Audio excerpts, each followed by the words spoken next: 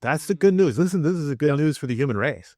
That if there's any habit, and I speak to the audience today, if there's any habit that's controlling you, we want to encourage you that God can break that pot and restore you to the freedom and the joy of not being a slave to any habit. And I'm talking about whether it's a physical habit, whether it's bitterness or anger controlling you, or any sinful practice that might be controlling you. When I say sinful practice, any practice that's outside of harmony with the ways of God, Jesus wants to set you free. And this is the good news.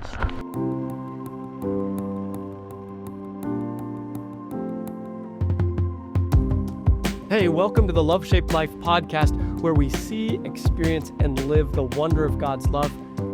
We're in Season 8, Episode 1, Power in Pause. With me in the studio today is Bob. By the way, I'm Nathan. My good friend Bob is here in the studio. How are you, Bob? I'm doing fantastic. It's great to be here again, Nathan, to be part of a conversation talking about the beauty of God.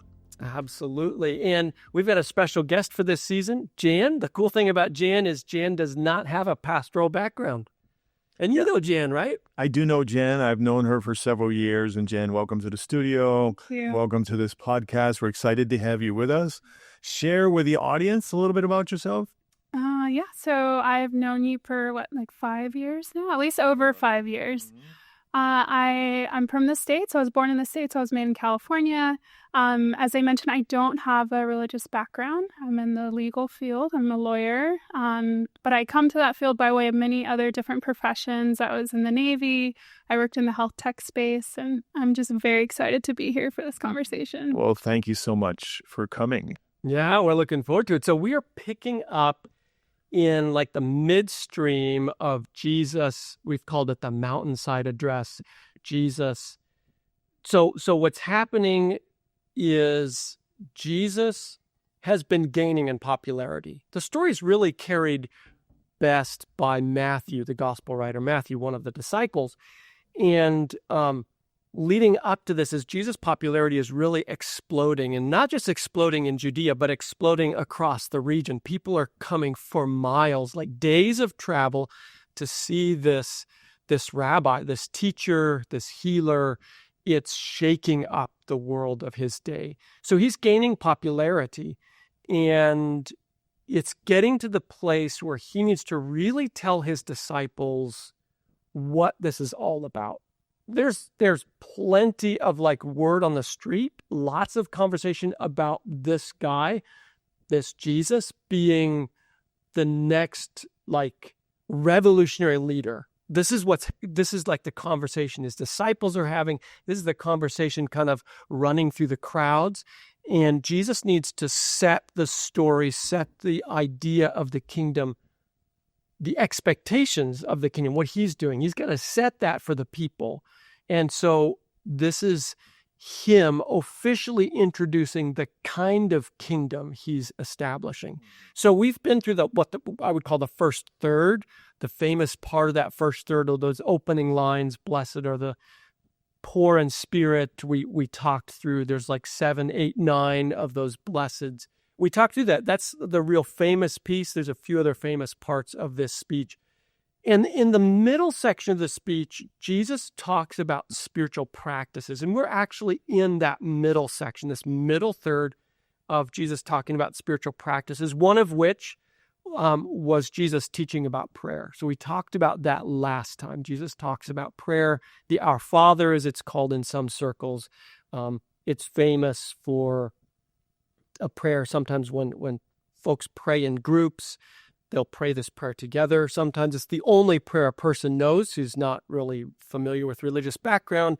But when that prayer comes out, it's oh, I've heard that before. So we're now coming in after that prayer teaching, and that's where we find ourselves in this setting. Yeah, I'd just like to add in regard to the prayer teaching. Remember, he started off teaching the people about how to pray, and he said to address God as your Father. That was radical at the time. They had no. That was really new for the people to actually address God as a father, and that you're actually a child of God. It brings in this relational aspect, that they just were unfamiliar with. And so he finishes up this prayer, and now he joins the section we're about to to go. Right. Yeah. I love that idea of father. I think we spent a lot of time on that in a previous episode. So if you haven't heard that dialogue, I think it's season 7. It would be a great season to go through because we talked about prayer. We talked about that concept of people, of Jesus introducing this really radical picture of who God is. One of the other things he's doing in this teaching is drawing a contrast between who he is in contrast to the religious leadership of the day. There's a pretty strong contrast. So you'll see that come out in the text that we have today. Should we go to the text and then kind of we'll go to the or text. do you want to mention something? Yeah, I do. Because remember in the previous seasons, we talked about how Jesus really blew up the religion of the day. Right. I mean, he just totally annihilated it and was saying that, that's what he called their righteousness, that his followers needed to have a better righteousness. And we talked about that, what that quality was about people's character and their goodness. And right, he was just totally destroying their foundation. Right, the religious foundation. So, Jan, I'm curious, when you come to this teaching of Jesus on the mountainside, I'm curious what your first impressions are when you think about just kind of generically about this teaching. So what I'm actually thinking about, given the discussion that we've had and laying the groundwork, is we keep saying people and sort of Jesus as this revolutionary person. But I do think it might be important to define who that people was. Yeah, absolutely. We're talking about religious leaders. Some people have no framework of a religious leader and what that means. So who was this people? And then why is that important for us as all different types of people today? So I guess I'm thinking about sort of his audience, because he did have his followers, but there were a lot of other different types of people as well. Yes, and I think it is good to remember that. I think in the crowd, there's all kinds of folks from common everyday walks of life to soldiers, probably on the outskirts of the audience. We're talking like military personnel. We're talking moms with kids. We're talking the down and out. We're talking about all kinds of people from the region that are there. They've come from, some of them days away, are coming to travel in to hear this teacher. And it's a pretty big crowd on the side of the mountain. Yeah. And remember, they came because they were thinking that Jesus was going to establish an earthly kingdom. Right. So they were waiting for this announcement. But talking about the crowd and who was there, those religious leaders were the leaders of what was the temple of the day. They were the ones that were instructing people as far as what God was like and what God required. So they were there. And there was the people, which was a lot of the people were from the nation of Israel that was taken captive by the Romans. And so these people were oppressed. They were farmers, and now all of a sudden, instead of farming their own lands for their own benefit, they had to farm their lands for the benefit of the Romans. They were now the servants of their own land. And we can imagine that, owning your own farm, and now it wasn't yours anymore. But you were still planting and harvesting, and they were just taking what they wanted. So these people were burdened down. They were broken. They were just looking for hope. And then there was people from the outlying region that were not of the Jewish descent, that were considered Gentiles by the Jews, the people that were not even well liked by them. So there's all kinds of people there that had gathered together to hear this. I mean, if you can imagine, the word got on the street that he was about to make an announcement. He was going to set up his kingdom. So people were there. They were there. They were listening. And remember, we talked about in previous sessions, he shattered those hopes when he started off. The kingdom of heaven is like, and it wasn't an earthly kingdom that he was talking about. It was a spiritual kingdom, and what the qualifications were. Yeah. So when you think about it, Jan, you mentioned you're thinking about who's in the crowd, which is really interesting because we're thinking about who's in the crowd today, right? God's word. Human beings are broken.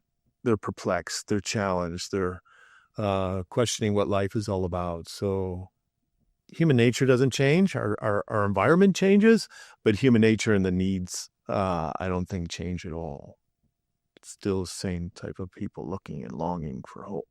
And I think that's beautiful you say that, because going back to our title, Power and Pause, depending on maybe what echelon of society, your background, so on, we all define power differently. Mm-hmm. But you saw all these different types of people coming together to pause and to sort of, and Jesus just masterfully can speak to all of them at all the different places there are. You don't really see that in society very often. True. Yeah, and you're talking about power and pause again. That they were expecting an earthly power to be established, where they could conquer the Romans and rule over the Romans. But Jesus was establishing a different type of power. He called them the salt of the earth. He called them the light of the world, and that salt that they would have would preserve a society and impact a society based on how they treated people. Right. Like he was calling them to love the Romans, and that was the power. So when we're talking about power and pause, it's interesting. We're talking about God empowering human beings to impact other human beings' lives in such a way that there's a heart change. Right. That's what Jesus came to do, change people from the inside out. Right.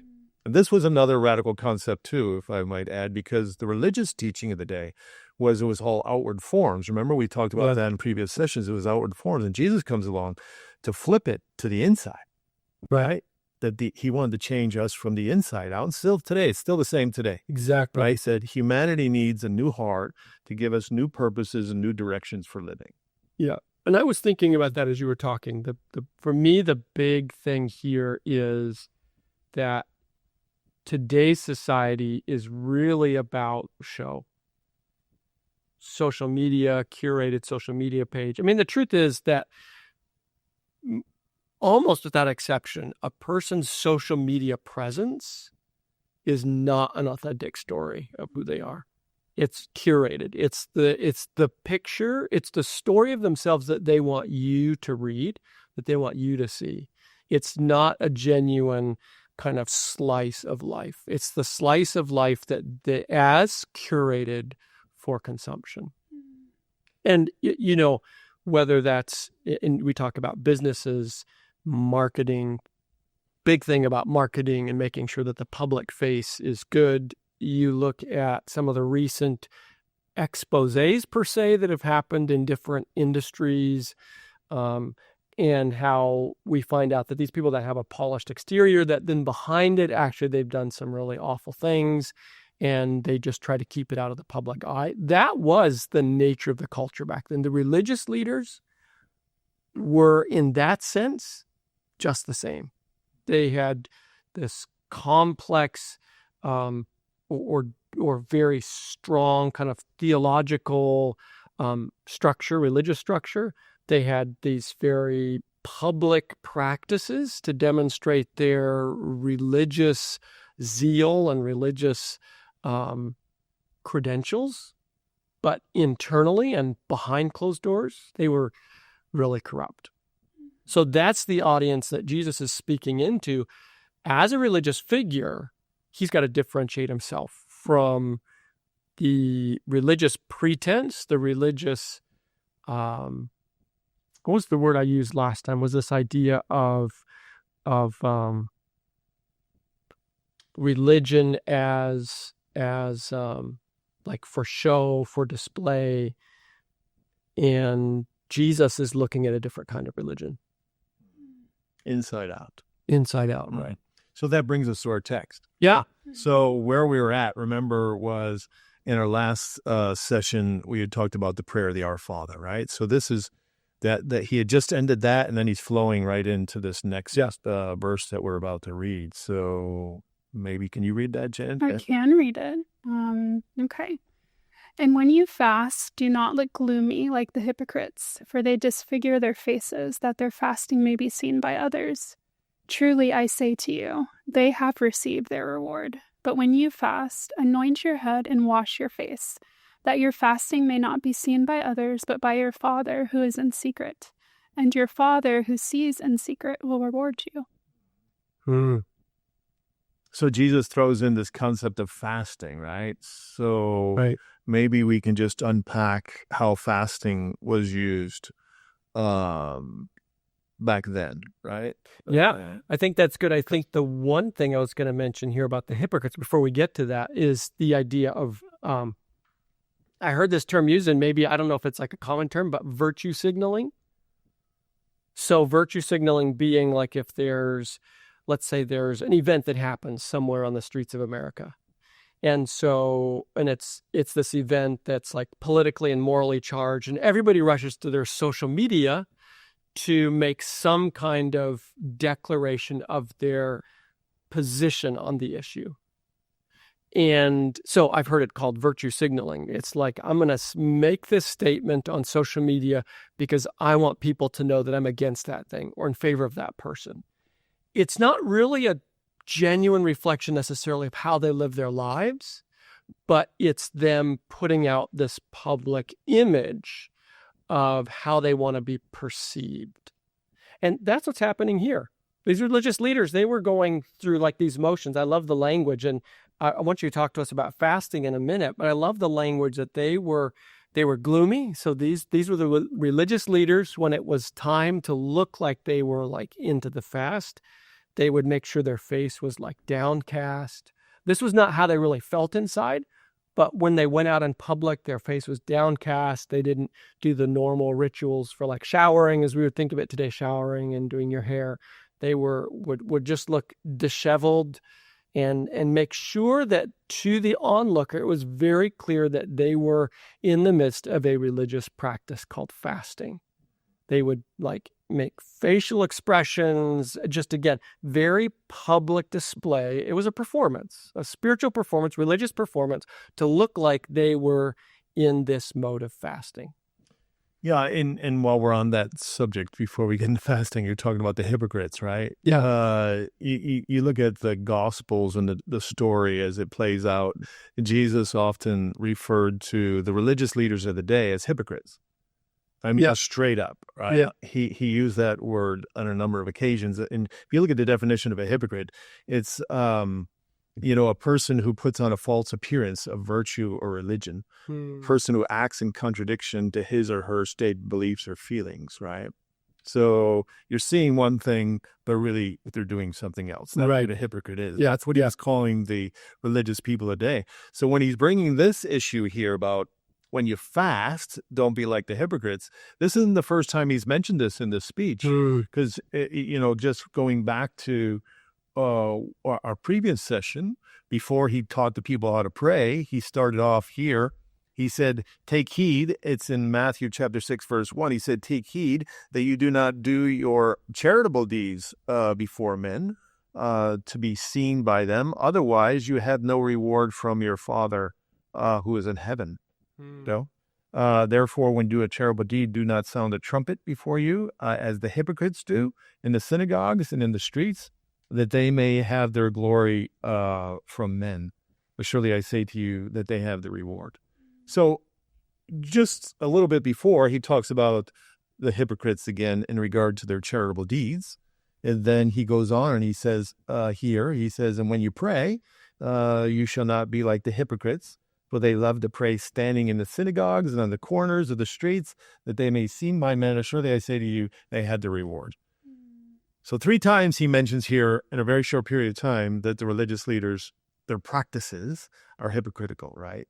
Praying publicly, looking for display. They're giving away charity. They want to make sure everybody knows that they're giving something away to somebody. And then he mentions here when you're fasting, they're putting on a display of fasting. I want to ask the question, what was the underlying issue that Jesus was really going after when he was saying, don't be like them? Well, I'm not sure if I'm going to answer your question directly, but as we're talking about this, I'm thinking of the ways in which I personally am hypocritical. Okay, is it confessional here? I think there's some underlying idea of you're seeking worship that should only belong to God, right? You're looking for this glory and this honor. I've heard it used, for example, I like to work out a lot and I run and say, you look a certain way and you're like, oh, I don't want to let this go to waste. Like, people need to see. You don't need to know. They need to see all this hard work. That's right. And so it's not exact, but I think we all, this sort of self-seeking, looking for confirmation from the outside world for some type of praise. Okay. But that is exact, actually. It may not be exact like religious, but that's the exact idea. So I think that's a great example because they were, the problem was self-interest. And the second problem was that they were using religious. So this wasn't working out in the gym to just look healthy. This was putting on, their gym put on was a religious put on. Like they were making themselves appear religiously devout and astute and faithful to God.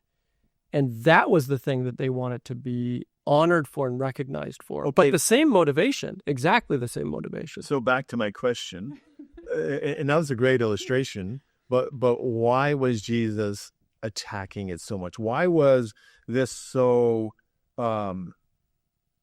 dangerous for his kingdom? I mean, if I'm going to answer, I think the place where Jesus goes in the previous part of the teaching is he'll use these comparisons. He'll say something like, you heard that you're not supposed to kill somebody. But then he'll say, actually, in my kingdom, it's about how we think about people. We don't hate them. We don't call them names. We don't belittle them. So Jesus was taking these external concepts, these theological ideas, and saying, what I'm really looking for is not that you look religious, not that you become a religious person, but that your life is transformed and reflects the way of loving and treating people in my kingdom, that you're changed on the inside. Okay, so again, you're addressing Jesus' kingdom, right? Because when he started off, blessed are the poor in spirit, blessed are those that mourn. When he started off this original first speech, let's call it, right?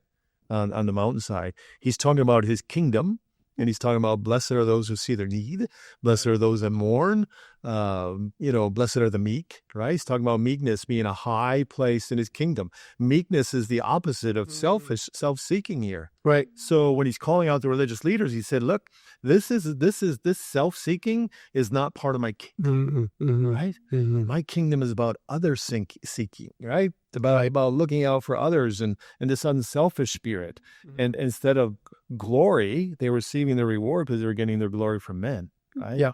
So this was particularly what you would call offensive to Jesus because it was so contrary to his character and to the character that the soldiers or the citizens of the kingdom would make up. Mm-hmm. That we wouldn't live lives. He was saying he didn't want the people to live lives for self-seeking. Right. Yep. Right. So this was really huge, right? Blessed are the merciful. Blessed are, right. Yeah, I think of him coming to heal. He wants to heal us and perfect us. And this idea of if you don't even realize you're sick, you're not even going to the doctor. Right. And so everyone has these different symptoms, whether it's, pride, boastfulness, but they're not getting to the heart of the matter, which is what he sought to do. Yeah. And again, if you look at the storyline of Scripture and you see this warfare, this spiritual warfare between God and this angel that had fallen, we had talked about it before. He's named as Lucifer in the Bible, also the devil, right? So there's principles. Each of them is seeking to establish a kingdom. And we saw that the where it all started in his rebellion was self-seeking, right? Right. And so God's kingdom is built on this other central principle. Right. And so Jesus, when he's calling out the religious leaders of the day, he said, look, at your practices are not in harmony with the true God. Right. Right. Even though you're professing to serve God, your practices are really in harmony with a kingdom of darkness or this fallen angel. The self-absorption. Self-corruption. Right. Which is really, no, go ahead. It's really quite fascinating to me because he's calling them out and he's telling the people, this is not what I want you to follow, right? Mm-hmm. Like when you're fasting, don't look for glory from men. Do it in secret. Right? So that your Father in heaven will acknowledge that. Yeah. When you're praying, don't go on the street corner trying to let other people see that you're doing this. Just pray in a private place and commune and talk to your Father in heaven. When you're giving a charitable gift, just give it quietly. Don't look for display or pats on the back because you're giving some type of gift. Because this is contrary to my kingdom, contrary to my character, and this is not the character I want to develop in you. Right. So I want to go there, but we're going to take a quick pause, and then we'll be right back. All right, welcome back. We've titled this episode "Power in Pause," and I want to kind of shift into thinking about that piece of this passage. So it begins with Jesus describing the behavior of the religious leaders. They're fasting, yes. And fasting is a biblical thing. It's often in Scripture tied to food. So abstaining from food is kind of the most common use in Scripture. And sometimes in the passage, it would be associated with prayer. So fasting and prayer are sometimes tied together. Sometimes fasting and sackcloth. So this is putting on like a very basic drab garb, clothing, and even putting ashes on one's head as a symbol before God of reform. So there's times in Scripture where that's talked about. There was a whole city in the Assyrian Empire called Nineveh, ancient famous city. The whole city, including the animals, went into a fasting mode. So it wasn't just in the Jewish framework, but it was also something familiar in other societies of shifting. The big idea, go ahead. So what would be, as you're talking about that, what would be the purpose in their fasting? I mean, is it to gain favor with God? Is it to just have a deeper experience? What would be the purpose? Well, I think it depends. I think that depends. Like these guys, these religious leaders, their goal was to gain favor of society. Yeah, I get that. I'm talking about when we're talking about the fasting from a biblical standpoint, like, when we're looking at how fasting was used, because fasting was a common. It was, yeah. Right? So what was God's original intent? Yeah, so in the case of Nineveh, which is the story of Jonah, by the way, the story of the guy getting swallowed by the fish, that city was they were terrified that God was actually going to wipe them out based on Nineveh's prophet. Why did I forget the guys? Jonah's prophecy. Based on Jonah's prophecy, they took it really seriously from the king on down. And so that was a sign before Jonah's God. It was a sign that the people of Nineveh were serious about changing their ways. So, and then you mentioned Queen Esther when we're thinking about just prepping for the podcast. With Queen Esther, it was this idea of saying, okay, we're very serious about seeking God's intervention. The Jewish people, well, in the case of Esther, her people, their life was in the balance, and she wanted God's help as she played her role in this moment, this crisis. And so it was making space to be serious about connecting with God. Okay, that's good. I don't know. What do you think? Either of you? Yeah. I think that seriousness and that connection, but usually there was some sort of crisis or something, and it's almost like you're going to another level. Right. It's like what we normally do doesn't work. Say you're playing a video game and you've made it to a certain level, and it's like, okay, what I used in these levels, it's not going to work for me to progress to the next level. So it was almost just, I think you're acknowledging that, hey, I need more power, and then it's denying yourself and seeking. So back to power and pause, right? So it was that pausing from your regular routine, right? We get caught up in routines as Europeans, right? Just kind of rolling with things. And then God allows circumstances to come our way too, that we need to take time out to really take a deeper look, right? That power and pause, I think of like Nehemiah. During the time of Nehemiah, his people, Jerusalem, the city had been destroyed. And when news came to Nehemiah that Jerusalem, the Bible said, laid in waste, he wept. And he fasted and prayed because he was earnestly seeking God because he wanted to know, what can I do to help? Right? So he paused from his regular routine to receive power. And fasting was that vehicle that helped him get more connected with God. Again, he wasn't earning favor with God. It was for Nehemiah. It's for us.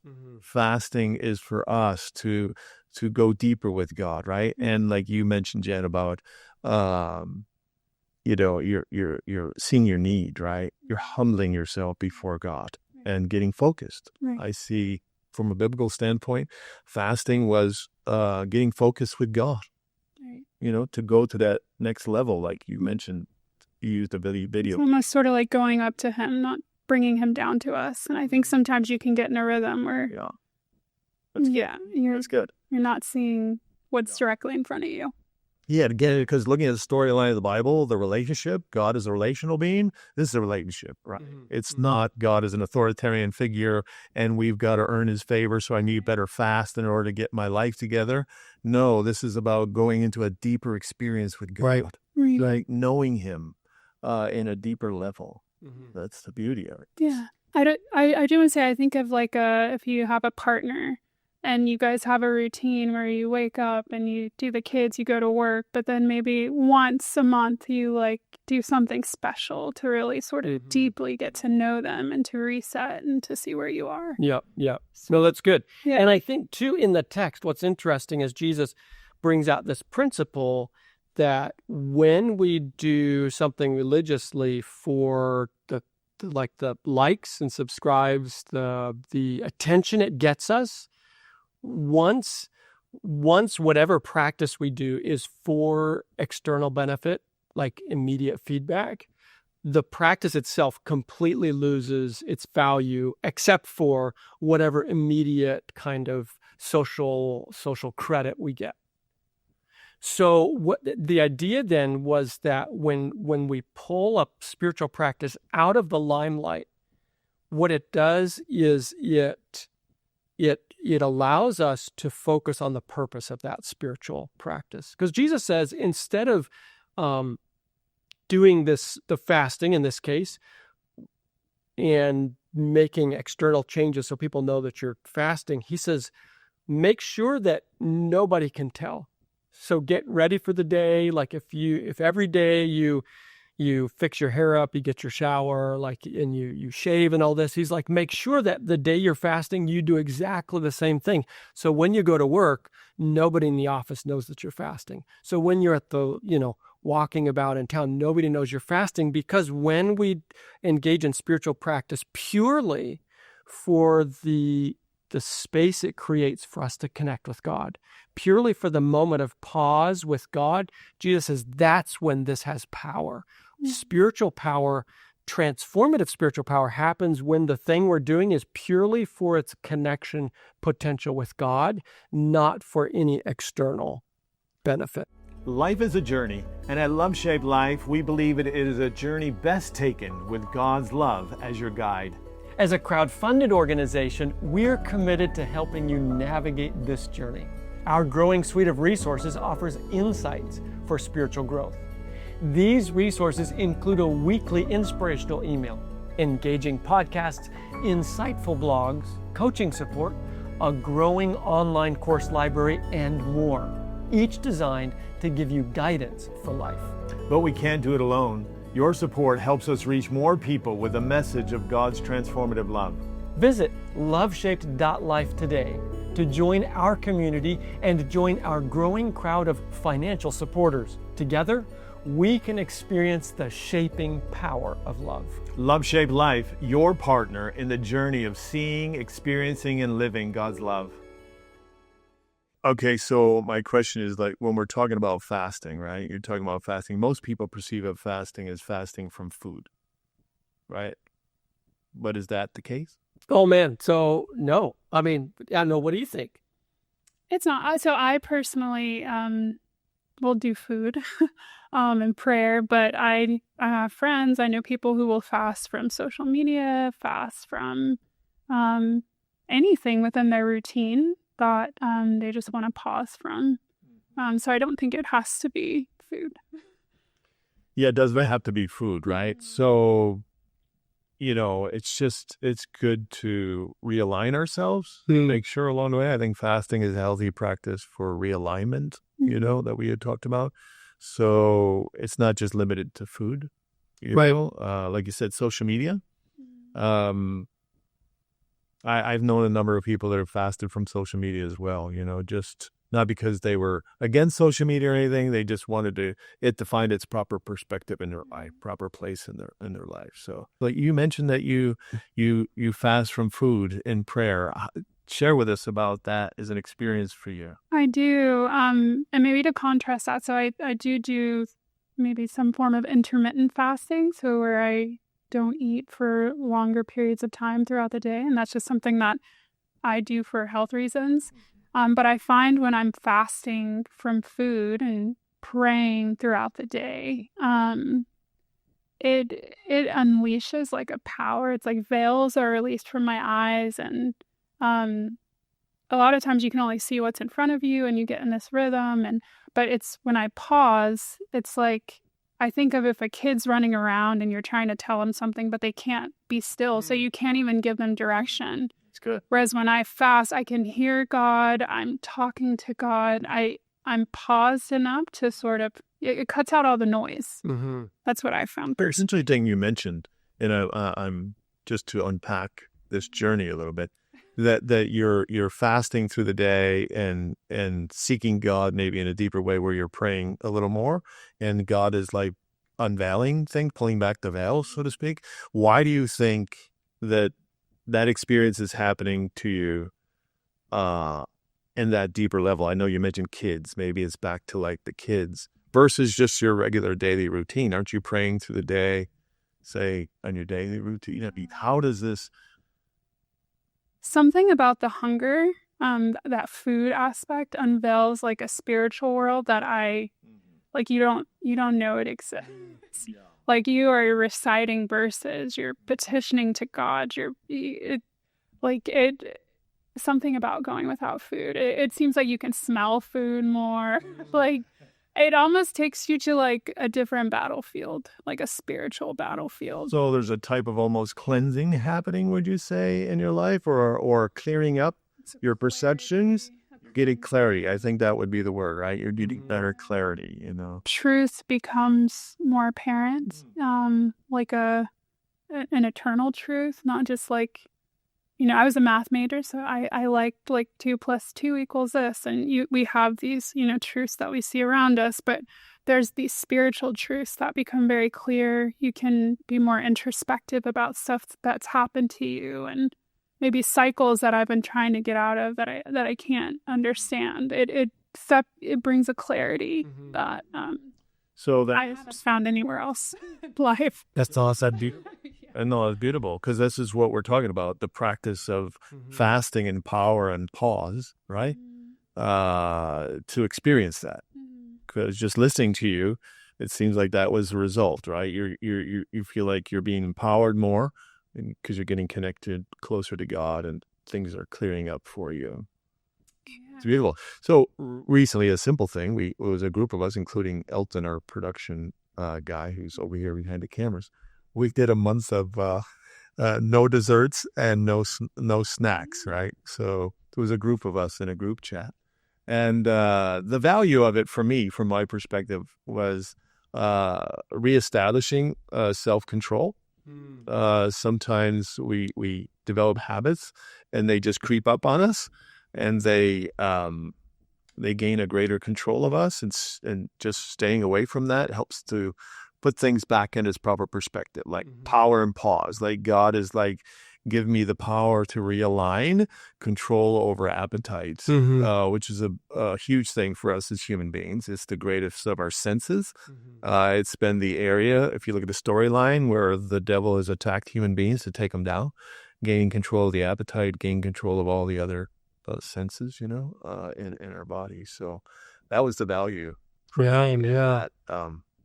Can I ask you, because I know, a lot of times we say, there's power in prayer. So what about the fasting gave you the self-control that prayer, like a daily prayer, didn't it? Can you clarify your question, Riffle?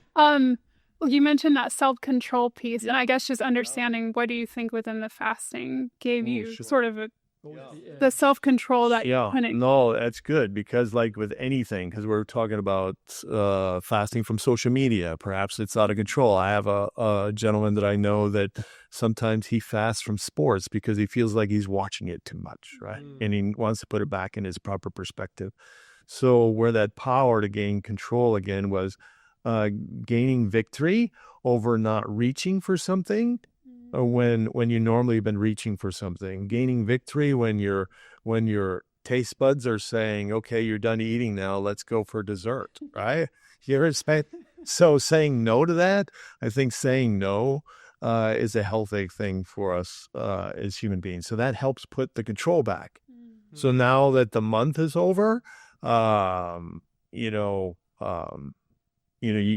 was a bad habit. Even my son, we were looking for our dark chocolate after we ate lunch, and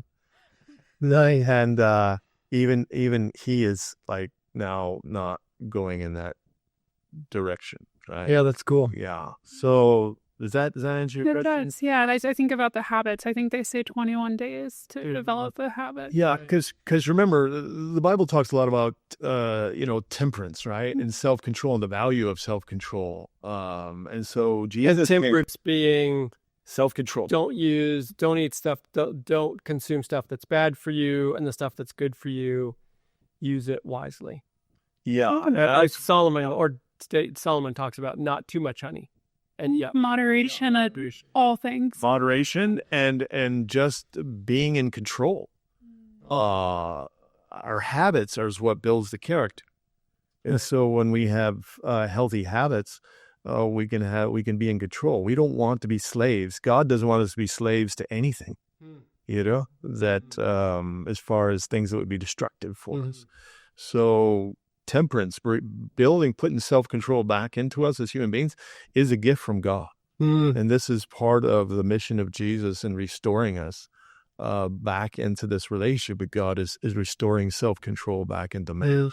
Because it's a privilege and an honor to have freedom, to not be a slave to any habit that can destroy us. That's the good news. Listen, this is the good news for the human race.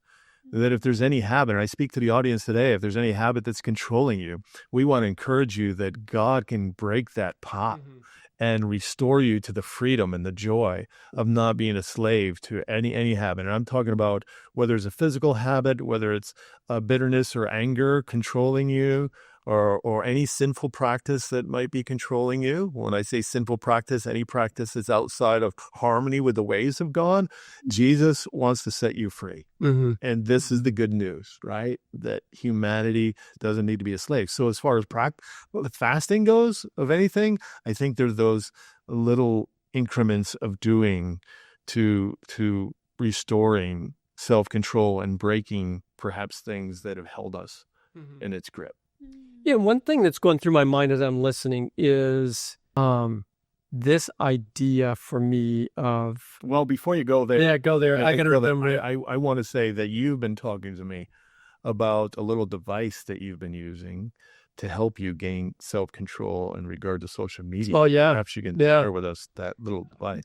Yeah, it's an app and an RFID tag.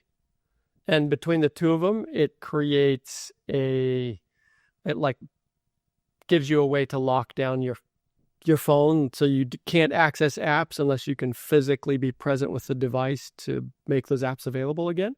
So it works pretty good. So how's it helping you? Oh man, I've gained probably hours in the last couple of weeks. When you say gained hours, hours where I'm not scrolling like random YouTube videos, not scrolling, not just the knee jerk for me is go to when I have a question, jump on the internet to search for something. So now kind of that knee jerk reaction to jump on social media or to jump on the internet it's not immediately available to me. So it's creating more space for me to choose how I spend my time rather than getting sucked into how other people choose for me to spend my time. That's good. The thing I'm thinking about with this idea of fasting is that sometimes we think about transformation in in with God as this magical process. So let's say I have a really hard time with anger. That, my kids say something I don't like and I spin up really quick so that I have outbursts. And then after I'm like, boy, I really handled that poorly. So I say, dear God, please. You're speaking to the majority of parents. You're right. So I say, dear God, please help me with my anger. Often kind of the assumption we make is that God is like this magician and he has a magic wand, in this case, a magic peace wand. And so like if I pray, God waves his magic wand and I no longer will get spun up or angry or have the outbursts. What Jesus is actually communicating to us is that it's not magic. If we really want to experience spiritual transformation, life transformation, it's making this space for us and God. I love the idea of you saying, where you said, when you fast, you become more aware of things that in daily life you just kind of miss, whether it's increased self-awareness. And I think it's both increased self-awareness, and I think you also were alluding to increased God awareness, that it's creating this space where God can shape us. So rather than God waving a magic wand that all of a sudden just reduces my anger responses, it's instead making a space where God comes beside me and helps me recognize, well, here's the reason you're triggering. You really have not been getting enough quality sleep. So you're kind of on a baseline. Your body is not physically in a rested enough state for you to manage your response in that moment. Or you might say, you've really been binging the news. So in that fast, I start becoming aware of practices in my life that are actually creating an emotional climate for me, so that when those challenging social interactions happen, I'm losing my temper. Fasting is pausing to make that space where God can start talking to me and I'm actually listening. And the magic that happens is where God comes close to me. The Holy Spirit's called a comforter, a guide, a companion, and really the shaping work of God happens more in these everyday mundane ways where I'm making space to be spoken to and to listen to God in this shaping process, rather than it somehow being this magical moment where God's like, no more anger for you. It's really pausing. So Jesus is really teaching us that spirituality, it's not really magical. It's making space for God to do something in our lives. And this whole fasting thing for me is one of those ways where we carve out this space and say, God, I'm really serious about this. I'm serious about seeing me more clearly and how I interface with other people, how I interface with you. And I'm really serious about how you are, what you're doing to shape me so that I don't go off the handle. I do want to handle those relationships better, but it's making space for the deep work to happen. So just commenting on that, because when Jesus was saying here, but when you fast, anoint your head and wash your face, so that you do not appear to men to be fasting, but to your Father who is in secret place, and your Father who sees in secret will reward you openly. So are you saying that as God is revealing to you things to you, perhaps you mentioned about getting enough sleep or whatever. Right. Are these the rewards? Those are the rewards. In fact, the language here, you're seeking God, right? So he's promising to reward you openly. So you're talking about a relationship. Right. And reward here. Sorry. Oh, go ahead. I was going to say reward here is not exactly like a trophy. It is the benefits. Okay. So it's not just like the trophy language. That's good. The real benefits in your life happen when you practice making space for God, just you and God. Mm-hmm. That the direct life impact happens when it's not for public credit, but for connecting with God. Because it sounds like, again, from listening to both of you, it's that opportunity to tune into God, right? But also tuning into God, not only you're tuning into God, but you're also tuning in so you can hear God, right? Impressing you, right? Or guiding you, right? To pathways to victory. Mm-hmm. Mm-hmm. Right? Yep. So the value of fasting, from whatever you're choosing to fast from is the privilege of just getting a little more in tune with God. You described it well when you were talking about fasting from food and being able to experience God in a deeper way. This is what God wants to do for all of us. This is the space that Jesus was inviting this audience into. This was new for them, and this was radical for them. And I think it might be radical for people today, because oftentimes they thought of fasting as just a ritual that they did in order something they do to earn God's favor. Right. What Jesus flips it into is this relational experience. And that's what God is seeking to speak to all of us today. Is He wants a relationship with us. Go ahead, please. I was just going to say, I think a big takeaway for me in my own fasting was I talked about this healing, and it's not this surface level healing. It's like this generational, God has been revealing to me epigenetic factors that influence. You said epigenetic factors. So this is a big medical word. It says, I've heard the phrase, it takes one to know one. And a lot of times I have found what can irritate me about others is stuff that I'm dealing with myself. And sometimes I think we deal with stuff we don't even realize, and it's stuff generations back. Who best to know that than the Creator God, who knows all knows your whole story as well. But I also think in healing me, I'm able to go out and be healing to others, right? And so it's to have healthy relationships, you need two healthy people. And so we see all this pain and suffering around us, and our heart is breaking, and it's healed people can heal others. So God works in these exponential ways. I've seen personally, and it's the most beautiful thing. There aren't words to contain it. It's very simple, but then it's also indescribable. And so you see these contrasts. Yeah, and I just want to add to that the mission of Jesus. He came to heal the brokenhearted. He came to bind up our wounds. He came to set the captive free.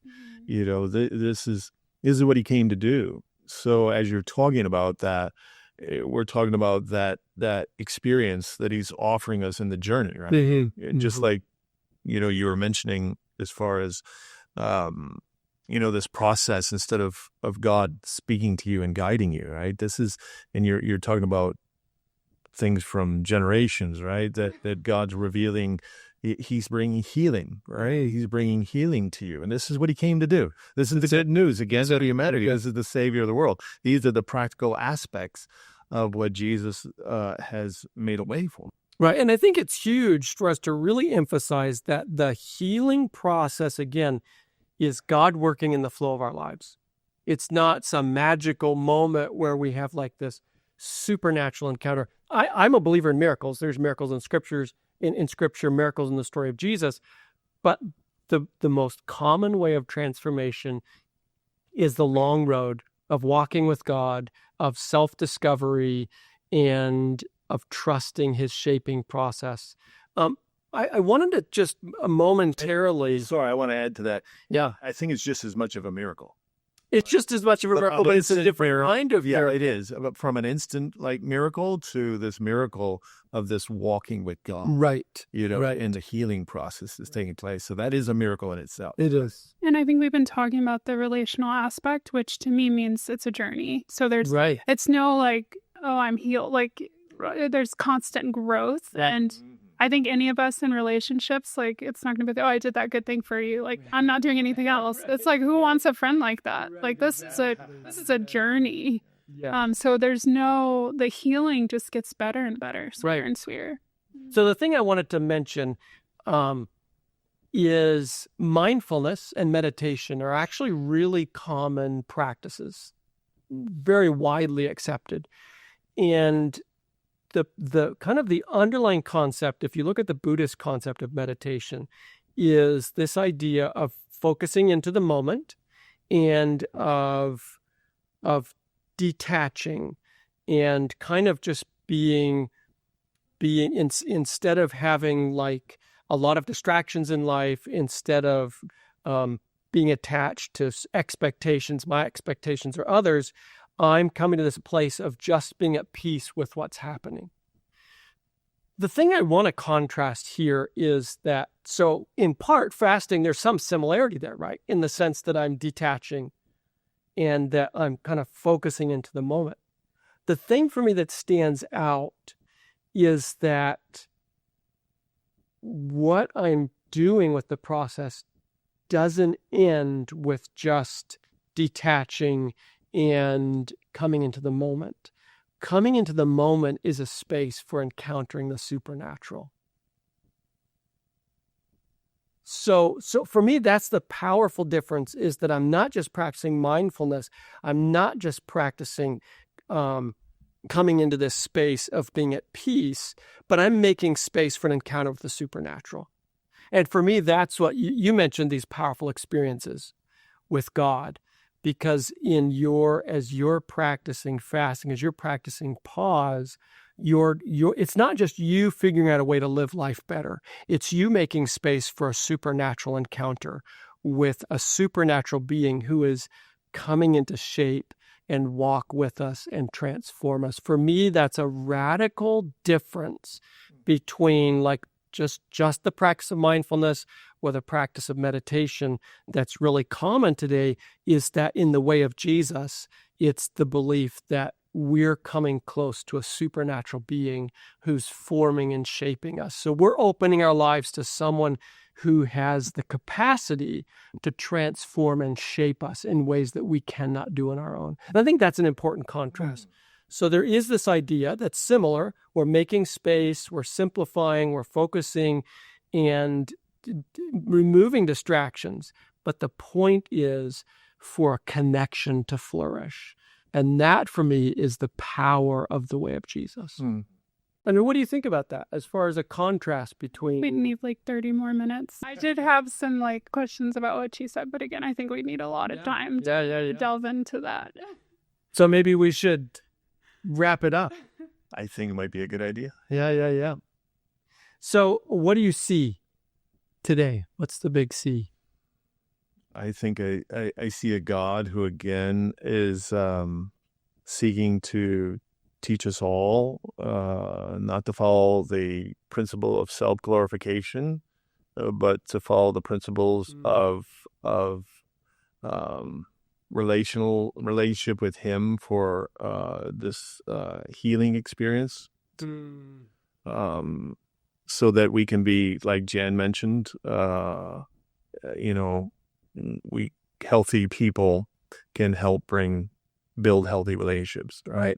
So Jesus wants to heal us. So what do I see in it? I see a God that is desiring to bring us into space to find that healing with Him, right? And not looking to follow a religion that's like full of display, but an experience with God. So You got anything? C. Maybe just simple. I see just surviving and thriving, and a God who wants abundant living, and just inviting us to make the space for thriving. Yes, absolutely. So that's really experience too. So experiencing his work in our lives, his shaping work, and then living, right? That it shapes us into people who thrive. Say take a chance. Like just take a chance, pause, and just let him work. Yeah. You have nothing to lose. Nothing, that's right. Nothing to lose, that's right. Yeah. So that's a wrap for today. His power, sorry. Yeah. Go ahead. Pausing to experience His power. Power and pause. Power and pause. That's right. So that's a wrap for today. We want to make sure you like, subscribe, and comment in whether you're on YouTube or find this on other platforms. Make a comment. Share it with a friend.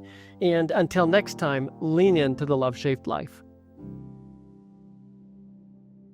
Ever wonder what it's like to truly experience God's love? At Loveshaped Life, we're here to guide you on that journey. Through our weekly emails, podcasts, blogs, coaching, and more, we're helping people just like you discover the transformative power of divine love. Join our community at loveshaped.life and be part of a movement that's changing lives. Loveshaped Life, your partner in the journey of seeing, experiencing, and living God's love.